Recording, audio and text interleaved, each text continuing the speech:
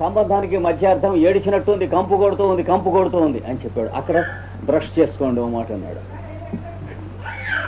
అంటే అక్కడ ప్రిసిషన్ సంపాదించుకోండి, అక్కడ ప్రిసైజ్గా చేసుకోండి. అంటే మాట్లాడుతున్నవాడు మాట్లాడుతున్న శబ్దాలు, అర్థాలు, దాని డిక్షనరీలో ఉన్న అర్థాలు, విశేషార్థాలు ఇవి కాదు మీకు కావాల్సింది. వసు చరిత్ర చదువుతున్నారు అనుకోండి, విశేషార్థాలు అంటే వేరేగా ఉంటుంది. ఒకటి చదివితే ఇంకో అర్థం వస్తుంది.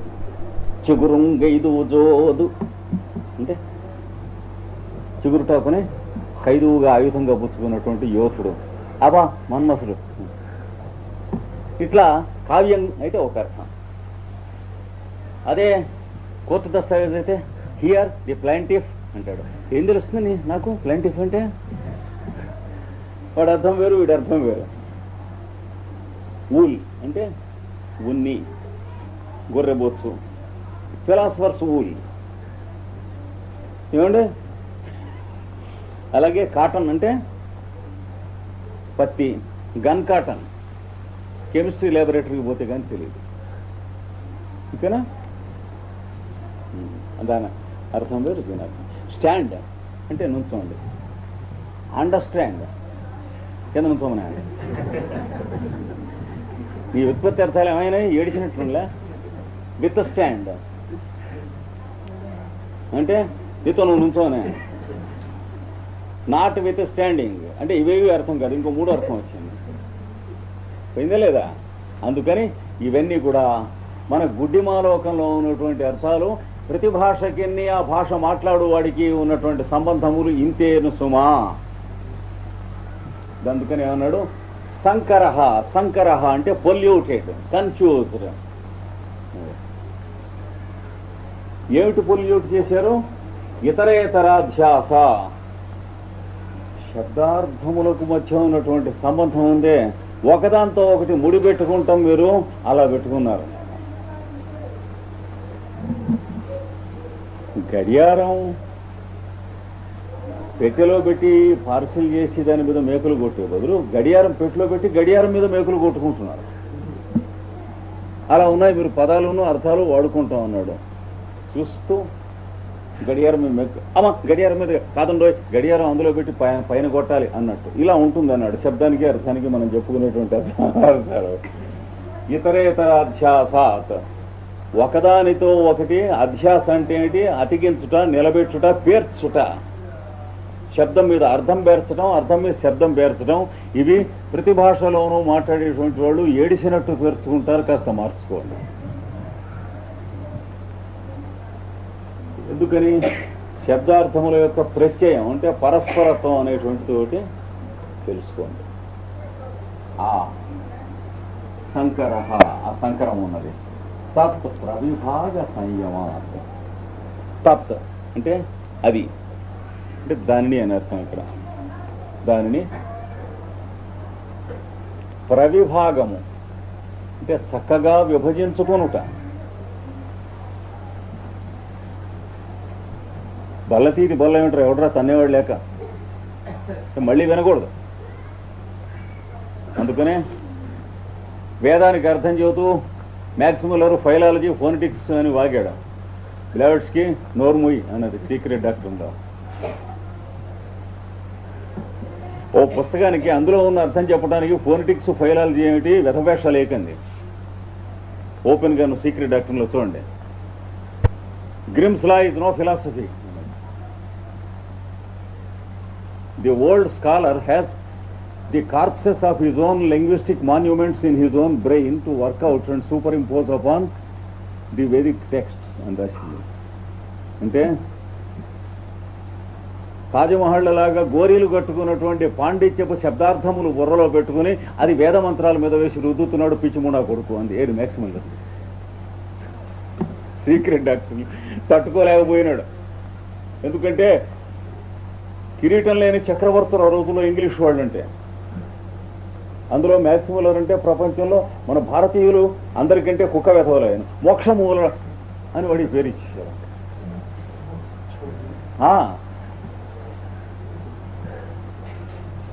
వాడెవడో వేదం నేర్చుకుంటానంటే ఏడి చచ్చిపోతారు. ప్రతివాడికి వేదం చెబుతున్నాడు వాడు వీడు వెధవలని. మ్యాక్స్ ముల్లర్ నేర్చుకున్నాడు, వాడు సంకనాకారు. అంటే కుక్క బుద్ధి భారతీయుడు, అంతకంటే ఇంకేం లేదు. అంటే we have a slave mind. Max Muller నేర్చుకున్నారంటే వారు పరమ గురువులు అన్నాడు. ఆవిడ దుమ్ము దులిపేతలు పరిస్థితి ప్లేవర్స్కి.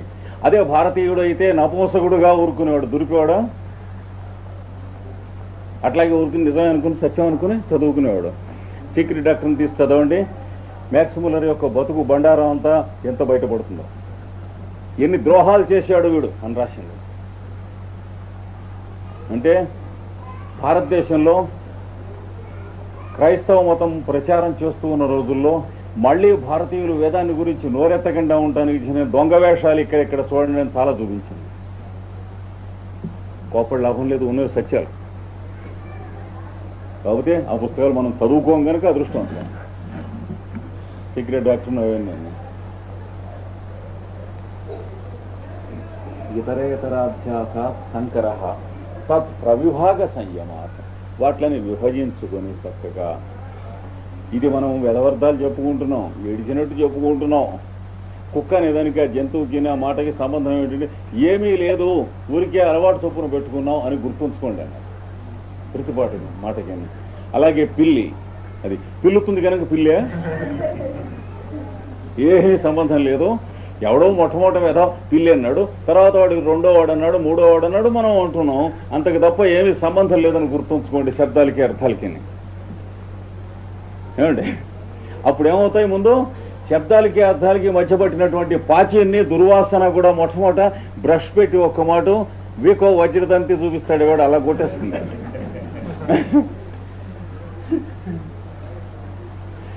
ఫౌల్ బ్రెత్ పోతుంది. భాషల గురించి మనం వాగేటువంటి దుర్వాసన భూయిష్టమైనటువంటి నీచమైనటువంటి తుచ్చమైనటువంటి వాగుడంతా ఆగిపోతుంది. ఏ భాష గురించి ప్రతివాడు వాడి భాష గురించి వాగుతాడు ఇలాగా. అది పరమ పవిత్రం, ఇది మొట్టమొదటిగా బ్రహ్మ నోట్లోంచి ఊడిపడ్డదంటాడు వీడు. వేద భాష వాడు ఆదం మొట్టమొదటిగా చెప్పాడంటాడు. ఏదైతే బ్రహ్మ అయితే ఆదం అయితే అదిముడు అయితే ఆదము ఏవో మొట్టమొదటి మాట్లాడుకున్నారంటాడు. లేదా వీడేమంటాడు చతుర్ముఖ బ్రహ్మ 4 తలకాయలతోనూ సైమల్టేనియస్ గా మాట్లాడాడంటాడు. కనుక ఈ కోతలు ఎత్తి పెట్టండి అన్నాడు. ప్రతివాడు వాడి భాషను గురించి ఇలా వెధవాగుడు వాగుతూనే ఉంటాడు.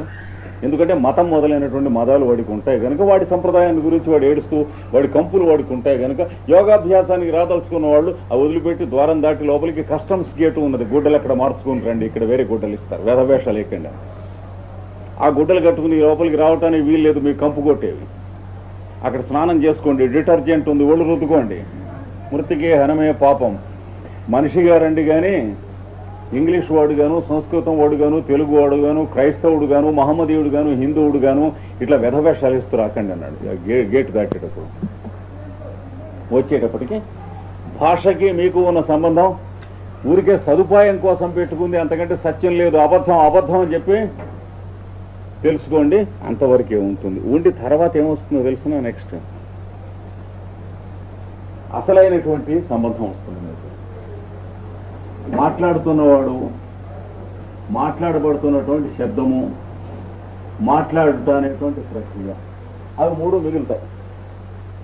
అవి మిగలాలంటే ఇందా నుంచి ఉన్నటువంటి నాన్ సెన్సికల్ థింగ్స్ అన్ని పోవాలి. ఫోనెటిక్స్, ఫైలాలజీ, ఈ డింగ్ వాదం, బహువాదం, ఈ కాళ్ళువేలు, ఈ పిచ్చిముండ కొడుకులంతా పోవాలి.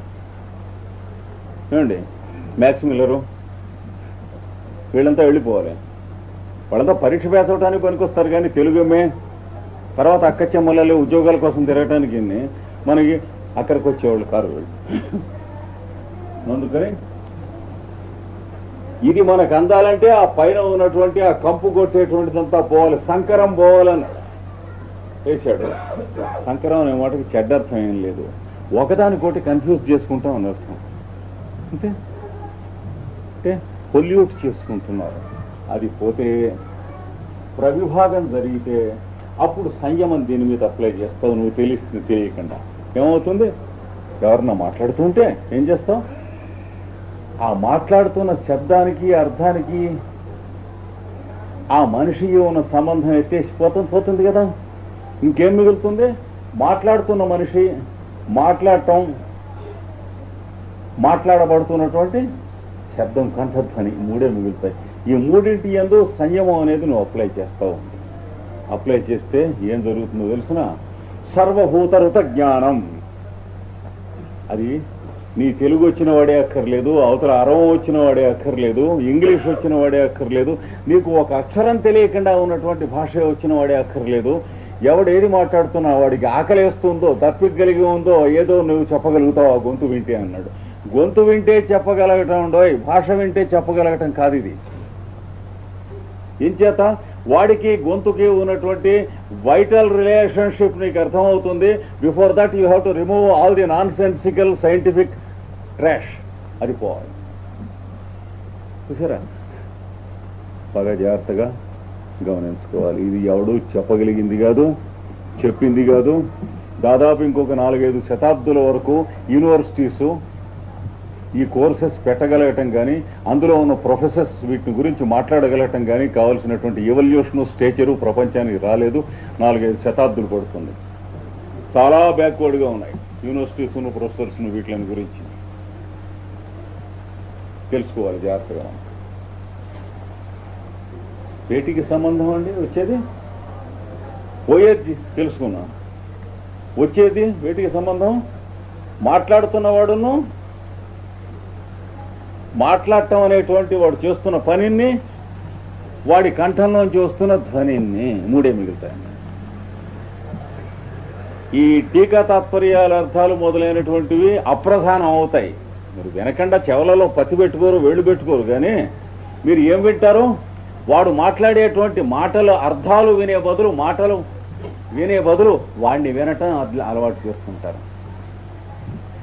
చూసారా? కోర్టుపక్షి అయినటువంటి వాడు కేవలం వాడు మాట్లాడిన మాటల అర్థాలే కదా వినేది. కావాలని వాడు ఒక అర్థంలో మాట్లాడుతూ ఉంటే వీడు ఒక అర్థంలో వింటాడా లేదా? లేకపోతే కోర్టులో ఎక్స్పర్ట్ ఆర్గ్యూ చేయడం ఎట్లాగా? వాడు చెప్పింది వాడు ఏ అర్థంలో చెబుతున్నాడో తెలిసి కూడా వీడు ఇంకో అర్థంలో చెబితేనే కదా ఎక్స్పర్ట్. అలాంటి చేయకూడనటువంటి పొల్యూషన్స్ అంటే సాంకర్యముల దగ్గర నుండి క్రమంగా మారి వచ్చేసి అవన్నీ క్షాళనం అయిపోయి కేవలం మాట్లాడుతున్నవాడు, వాడి కంఠధ్వని, మాట్లాడటం, ఈ మూడు మీద మీ ప్రజ్ఞ మిగులుతుంది. అదే వింటారు. అంటే తెలుగులో చెప్పాలంటే మాట్లాడుతున్న వాడిని వింటారు కానీ వాడు మాట్లాడుతున్న మాటల్ని వినరు. తేడా. వాడిని విన్నప్పుడు ఏమవుతుంది? వాడు ఇంగ్లీష్లో మాట్లాడినా, తెలుగులో మాట్లాడినా, ఏ భాషలో మాట్లాడినా ఒకటే. వాడు ఆకలిగా ఉంటే మీకు ఆకలిగా ఉందని తెలుస్తుంది, వాడు దప్పిగ్గా ఉంటే మీకు దప్పిగ్గా ఉందని తెలుస్తుంది, వాడు శ్వాస వస్తూ ఉంటే శ్వాస వస్తూ ఉందని తెలుస్తుంది, భయం వేస్తే భయం వేస్తుందని తెలుస్తుంది. ఇంగ్లీష్ వాడు ఓహో అని నవ్వాడు అనుకోండి, మనకు అర్థం కదా. ఇంగ్లీష్లో నవ్వుతున్నాడు వాడు. భార్యాభర్తను అరవంలో సంసారం చేస్తున్నారు అనుకోండి, బోధపడదా? ఏమండి? వాడు హిందీ వాడు తెలుగు రాదు బొత్తిగా ఏడుస్తున్నాడు అనుకోండి, మనకి తెలీదా హిందీలో ఏడుస్తున్నాడు వాడు? కనుక ఇవి భాషలకు అతీతములైనటువంటి విషయంలో ఋతజ్ఞానం అంటే కంఠధ్వనికి మనిషికి సంబంధం ఉన్న జ్ఞానం. వాడు హోరుమని ఏడుస్తుంటే అయ్యో పాపం ఎందుకో ఏడుస్తున్నాడు. ప్రపంచం మీద ఏ పక్కన ఏ భాష వాడైనా సరే ఏడుస్తూ ఉంటే ఇంకో ఏ పక్క వాడికైనా సరే ఏడుస్తున్నాడని తెలుస్తుంది, నవ్వుతూ ఉంటే నవ్వుతున్నాడని తెలుస్తూ ఉంటుంది. యూనివర్సల్ లాంగ్వేజ్ దగ్గరికి వెళ్ళటం చేత అవుతుంది లేక. ఆ చేత అవ్వాలంటే ఈ సైంటిఫిక్ ట్రాష్ పోవాలి ముందు. పైన చెప్పుకున్నటువంటి అంటే ఫైలాలజీ, ఫోనెటిక్స్ ఇట్లాంటి సబ్జెక్ట్స్ అన్నీ కూడాను పరీక్ష కోసం చదువుకున్నాం అని చెప్పి శుభ్రంగా తలంటి పోసేసుకోవాలని అలుగు పెట్టుకున్నాం, ఎట్టి అవతల పారేసి. అది కనుక శబ్దార్థ ప్రత్యయానం ఇతరేతరాధ్యాసాత్ సంకర తత్ ప్రవిభాగ సంయమాత్. దాన్ని చక్కగా ప్రవిభాగము చేసుకొని శబ్దార్థములను, వాటి యొక్క ప్రత్యయమును, వాటి అధ్యాసను సంకరత్వం లేకుండా ప్రవిభాగం చేసుకుని దాని యందు సంయమం మీరు అప్లై చేస్తే సర్వభూత ఋతజ్ఞానం, సర్వజీవరాశుల యొక్క కంఠధ్వని యొక్క జ్ఞానాన్ని వినిపిస్తుంది అన్నాడు. జ్వాల్కూల్ గారు అనువాదం ఏమిచ్చారో చూడండి ఈ సూత్రానికి. జాగ్రత్తగా రాసుకుంటాం, చాలా అవసరం.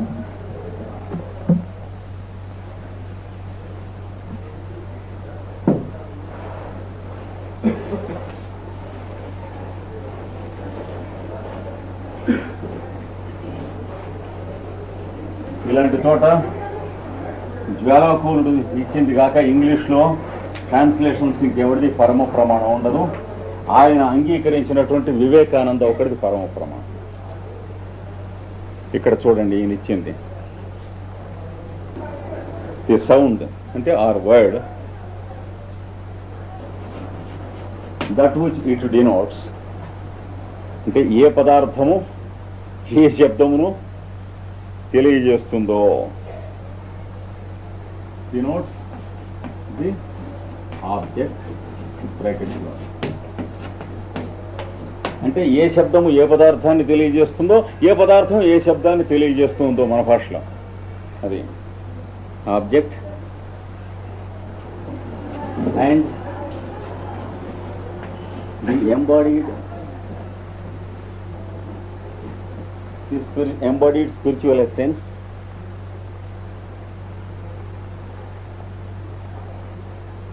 అంటే ఐడియా అంటాం మనం దాన్ని తెలియక.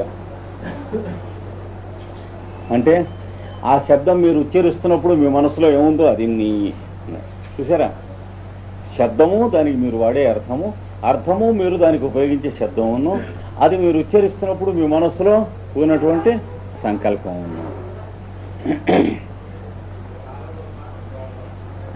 are usually confused, Sankaran, in the mind of the perceiver. By concentrated meditation on these three aspects comes an inclusive comprehension,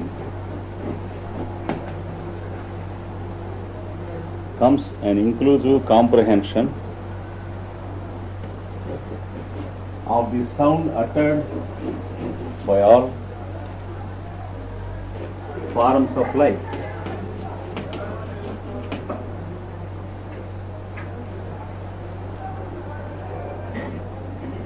జాగరూకతగా ఇంటికి వెళ్ళిన తర్వాత రోజు ఒక్క మాట ఈ అనువాదం చూసుకుంటూ ఒక నెల రోజులో 2 నెలల్లో చూసుకుంటే ఈ అనువాదం అంటే ఏమిటో, ఈ సూత్రం అంటే ఏమిటో క్రమంగా మనలోకి జర్మినేట్ అవుతుంది సూత్రం.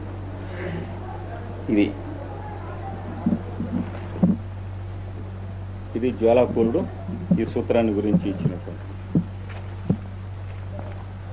తర్వాత సూత్రం దగ్గరికి వెడదాం. ఇక్కడ వ్యాఖ్యానం రాసిన చోట మహానుభావ ఎవడిష్టం వచ్చిన చోట రాసి, అంటే ఎరగని భాష మీరు ఒక వాక్యం మాట్లాడండి, ఆ భాష మొత్తం మిగతాడు మాట్లాడేస్తాడు యోగి అన్న. అది అదే తప్పు అన్నాడు వీడు. అసలు సూత్రంలో చెప్పింది ఏముంది, ఒక భాషకి మధ్యన వ్యాక్యూమ్ ఉండి ఎందుకు ఏడుస్తున్నారో చెప్పాడు. చెబితే అవే అలాంటి వ్యాక్యూమ్ ఏముండదండి. కొత్త భాష మీరు ఒక వాక్యం మాట్లాడి చూపిస్తే మిగిలిన వాక్యాలు వాడే బడబడా మాట్లాడేస్తాడండి. అది యోగాభ్యాసం యొక్క దెబ్బ అంటే ఏమిటనుకున్నారు, సమాధి అంటే అన్నాడు. సమాధి కట్టేశాడు సూత్రం. చాలా మంది వ్యాఖ్యానంలో రాశారు, అనగా తాము ఎరగనటువంటి భాషలో తాము మాట్లాడతారు అన్నారు. దానికి తగ్గట్టు యోగాభ్యాసం చేస్తూ చాలా డ్రాస్టిక్ అంటే తీవ్రమైనటువంటి ఎక్సర్సైజ్ చేస్తూ ఉన్నటువంటి వాళ్ళలో ఒక్కొక్కప్పుడు వాళ్ళు ఎరగనటువంటి భాషలు మాట్లాడుతూ ఉండి ట్రాన్స్ అంటే ఒక రకమైనటువంటి తన్మయ స్థితి లాంటి పూనకం లాంటి స్థితిలోకి వెళ్ళి వాళ్ళు ఎరగనటువంటి భాషలు డబడబా మాట్లాడేయటం కూడా విన్నాం ఉంటుంది.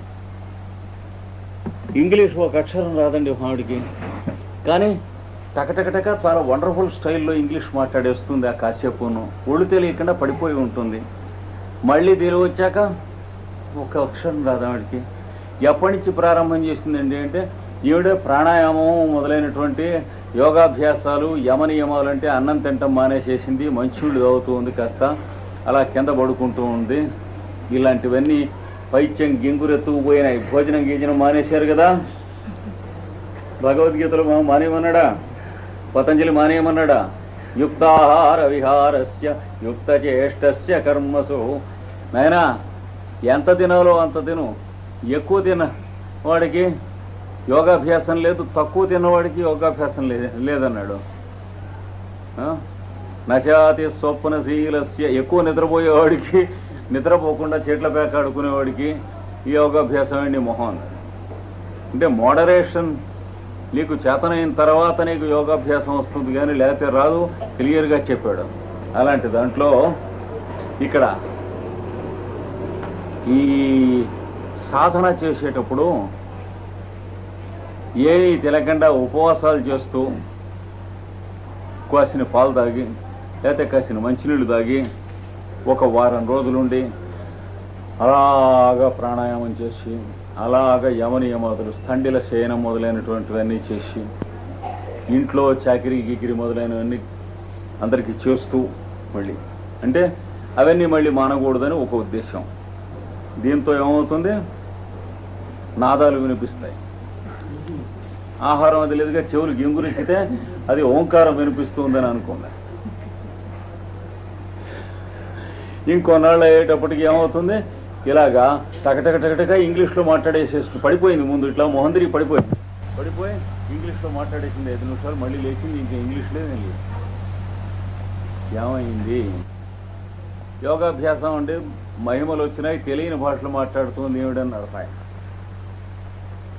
ఇంకో ఆయన ఏమన్నాడంటే ఇది దెయ్యం అండి, ఇంగ్లీష్ వచ్చిన వాడు ఈవిడిని పట్టాడన్న. ఇంగ్లీష్లో పట్టాడు. అంచేత వాడు ఈవిడ ఒంటి మీద ఉన్నంతసేపును ఇంగ్లీష్లో దంచేస్తుంది. ఆ పైన మళ్ళీ మామూలే ఏముందండి అన్నాడు. After simple. అది ఏమీ లేవు. చిన్నతనంలో వాళ్ళ నాన్నగారు లాయర్ గారు, ఆయన వాకిట్లో కూర్చుని పార్టీలతో మాట్లాడుతున్నటువంటి ఇంగ్లీష్ అంతా కూడాను ఆవిడే కాదు మనమైనా సరే చిన్నతనంలో విన్నవన్నీ కూడాను రికార్డ్ అయినటువంటి క్యాసెట్లు లోపల ఉంటాయి. ఒకానొక పరిస్థితుల్లో ఒక తందంతే బయటకు వస్తాయి. మనందరికీ ఉంటాయి. మనం ఎరగని భాషల్లో విన్నటువంటివి అన్నీ కూడాను. రైల్లో కూర్చుంటే మనం ఎరగని భాషలో మాట్లాడుకున్నవి ఇవన్నీ కూడా క్యాసెట్ తిరుగుతూ ఉంటాయి. ఇవన్నీ లోపల క్యాసెట్ లైబ్రరీ ఉంటుంది. అవి ఎలా మనం బయటికి తీసుకోవాలో తెలియక తర్వాత తగలబెట్టి అవతల పారేస్తూ ఉంటాం. కానీ ఆవిడికి ఏమైంది? రాంగ్ స్టిమ్యులేషన్ అందులోకి వెళ్ళిపోయింది. వెళితే ఈ తెలుగులోంచి ఆ తెలుగులోకి వెళ్ళిపోతుంది. వెళ్ళిపోయి వాళ్ళ నాన్నగారు ఆ ఇంగ్లీష్ మాట్లాడుతున్నటువంటి ఆ లెక్చర్స్ ఉన్నాయి చూడండి, వాకిట్లో ఉన్నవాడు, దాంట్లోకి వెళ్ళిపోయి టకటక అవి మాట్లాడేసింది. మళ్ళీ ఈ తెలుగులోకి వచ్చేటికి అది లేదు. దానికి దీనికి మధ్యన 1000 మైళ్ళ దూరం. ఇగో ఇలాంటి అర్థాలు చెప్పుకోకూడదు. ఏ భాష అయినా సరే అర్థం అవుతుందండి. ఏ భాష అయినా కాదు, సర్వభూత ఋతజ్ఞానం అన్నాడు జాగ్రత్తగా చూడాలి. ఋతం అంటే ఏంటి? శబ్దం, కంఠధ్వని. సర్వజీవరాశుల కంఠధ్వని తెలుస్తుందండోయ్ వాడు చెప్పింది. అంటే చెవికి కంఠధ్వని వినిపించని జీవరాశులను కూడా వినేవాడు ఉన్నారు. చలిజీమనేనియు చాద్రొక్క శంకించు పలుకడెన్నడు మృషా భాషణముల. తెనాలి రామకృష్ణుడు పుండరీక మహర్షి తపస్సు చేస్తూ ఉంటే చెప్పు, స్నానం చేయటానికి వెళుతూ ఉంటే నది దగ్గరికి చీమ అటు ఆయనకి అడ్డంగా వెళుతూ ఉంటే కాలు దాని మీద పెట్టబోతే అని చీమ మనస్సులో అనుకుంటుంది ఏదో కాలు మీద. ఆయనకి అది వినపడుతుంది, కాలు పెట్టాడు దాని మీద అన్నాడు. అలా నడిచి వెళ్ళి స్నానం చేసి వచ్చేవాడు. తెల్లవారుసన యోగాభ్యాసం చేయడం మొదలుపెట్టిన రోజుల్లో పుండరీకుడు అనేటువంటి ఋషీంద్రుడు చలిజీమనేనియు చాదరొక్క శంకించు. పాదం వేస్తున్నానేమో అనేటికి ఆ చీమ కంఠం వీడికి వినిపించేది. కంఠం అంటే ఆడిబుల్ కంఠమే కాదు, మెంటల్ కంఠం కూడా. అది వచ్చి అందుకనే బుద్ధుడు చెప్పాడు, నువ్వు తథాగతుడివై మార్గాన పడవలసినటువంటి ముందు ఈ భూగోళం మీద ఉన్నటువంటి ఏ జీవరాశి కన్నీళ్ళైనా సరే దాని కళ్ళ మించి నేల మీద పడే లోపల నీ గుండెల మీద పడాలి. ఆ దీక్ష నువ్వు తీసుకుని అది నెగ్గినట్లయితే నువ్వు తథాగతుడు అవుతావు, లేకపోతే తథాగతి అయితే నెక్కిన చెంగేసుకు వెళ్ళిపోవటం అన్నాడు.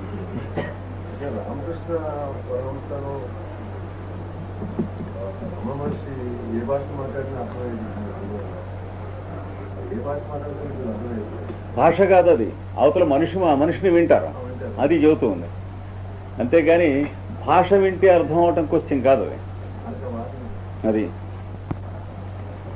కొందరు గురువులు ఏం చేస్తూ ఉంటామంటే అంటే లౌకిక గురువులు సంభాషణలు కొన్ని భాషలో ఉన్నటువంటి కొన్ని పదాలు కొన్ని ఫ్రేజులు పట్టుకుంటాం.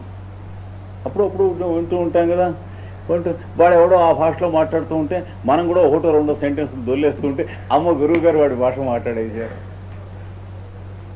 జాగ్రత్తగా ఉండాలి దొంగ వేషాలు. వాడు ఎవడో నార్త్ ఇండియన్ మందు కోసం వస్తూ ఉంటే ఏదో వెర్ర ఊరుతూ మాట్లాడము హిందీ ఆపు తబియత్ కైసా ఏవో 4-5 పదాలు ఉంటాయి, వాళ్ళు మిగతావి చెబుతూ ఉంటారు, అది అర్థమైనట్టు నవ్వుతూ ఉంటాం. ఇది గురువులు చేసే పని. జాగ్రత్తగా ఉండాలి. ఇది వేరు అది వేరు. అంటే అది కౌంటర్ ఫీట్. అంటే వారు కూడా మాట్లాడేశారండి, చూసి ఇంగ్లీష్లో చెప్పేశారన్నారు. అంటే కొన్ని పదాలు పట్టుకుని వాటిని అక్కడ ఇక్కడ అట్టి పెట్టుకుని అది వేరు ఇది వేరు. మనిషిని వినటం దీని పేరు సర్వభూత రసజ్ఞానం. అంటే ఏది తప్పకుండా అర్థం అవుతుంది. ఎందుకంటే వీడు వాడితో మాట్లాడటం నేర్చుకుంటాడు, పదాలను వాక్యాలతో మాట్లాడటం కాకుండా. అలాంటప్పుడు వీడు చెప్పక్కర్లేకుండానే రమణ మహర్షి గారు ఎన్నో మాట చూపించారు. అలాంటి వాడు కాగితం మీద లిస్టు రాసుకొచ్చాడు. ఏది వేదాంతపు సందేహాలు దిక్కుమాలిన లిస్టు ఒకడు ఆయన దగ్గరికి రాసుకొచ్చి అక్కడ కూర్చొని తీసి చూస్తూ ఉంటే నవ్వుతున్నాడు ఆయన అక్కడ కూర్చొని. ఒక్కొక్కటి వాడు చదువుకుంటున్నాడు. అన్నీ అయిన తర్వాత మళ్ళీ బొడ్లో పెట్టేసి పెట్టుకున్నాడు. అవి అడగవేమిరా అప్ప సందేహాలంటే, సందేహాలు ఏంటంటే తీరిపోయినాయి అన్నాడు. ఏమైంది? వాడు మనసులో చదువుకుంటూ ఉండగానే ఈయన వాడిని విన్నాడు, ఈయన వాడికి చెప్పాడు. గురోస్తు మౌనం వ్యాఖ్యానం శిష్యాస్తు చిన్న సంశయా. మౌన వ్యాఖ్య ఒక మాట. దక్షిణామూర్తి జయంతి ఉత్సవాలు చేసుకుంటూ ఆ పక్కన ఉన్నటువంటి గ్రామంలో ఉన్నవారు స్వామిని మహర్షిని పిలిచారు. రమణ మహర్షి పిలిస్తే రాత్రి వెళ్ళి 7:30-8 అక్కడ కూర్చోబెట్టి అందరినీ దక్షిణామూర్తిని గురించి తత్వాన్ని గురించి చెప్పడం కోసమని చిరునవ్వు నవ్వి ఇలా చేయి పెట్టారు. ఏమి చెప్పలేదు. వాళ్ళు ఎక్కడున్నారో వాళ్ళకి తెలియదు, ఈయన ఎక్కడున్నాడో ఈయనకి తెలియదు. రాత్రి అంతా గడిచిపోయింది, తెల్లవారుజాము అవుతూ ఉండగా అప్పుడు లేచినవి. ఇది దక్షిణామూర్తి అంటే ఏంటంటే అన్నాడు. ఆయన జీవితం చదవండి, అందులో ఉన్నది. అంటే తెల్లవారిన దాకా అలాగే చిరునవ్వుతో నుంచుని ఉన్నాడు. మౌన వ్యాఖ్య ప్రకటిత నుంచుని అదే చిరునవ్వుతో మొహం పెట్టి తెల్లవారుజాము అవుతూ ఉండగా ఇంక తెల్లారుతోంది, ఇదే దక్షిణామూర్తి అంటే వెళ్ళి రెండింటికి అన్నారు. అంటే భాష అనేది శబ్దార్థాల ద్వారానే కాదు, మనిషి నుంచి మనిషికి వస్తూ ఉంటుంది. అలవాటు చొప్పున మనం గతి లేక శబ్దార్థాలతో మాట్లాడుకుంటున్నాం. అంటే చిన్నప్పటి నుంచి మనకి ఈ కాళ్ళకి అడుగున ఒక్కొక్క గజం కర్రలు కట్టి నడవటం నేర్పారు అనుకోండి. అంటే అసలు మామూలుగా నడవనీయకండి, నడిస్తే కాళ్ళు విరగొడతాం. మనం పెద్దవాళ్ళం అయ్యేటప్పటికి ఎలా నడవటం అలవాటు అవుతుంది? కర్రలు లేనిది నడవలేము. అలాగే మనం భాష లేనిది మాట్లాడుకోలేము. కర్రలు దాకా ఎందుకండి?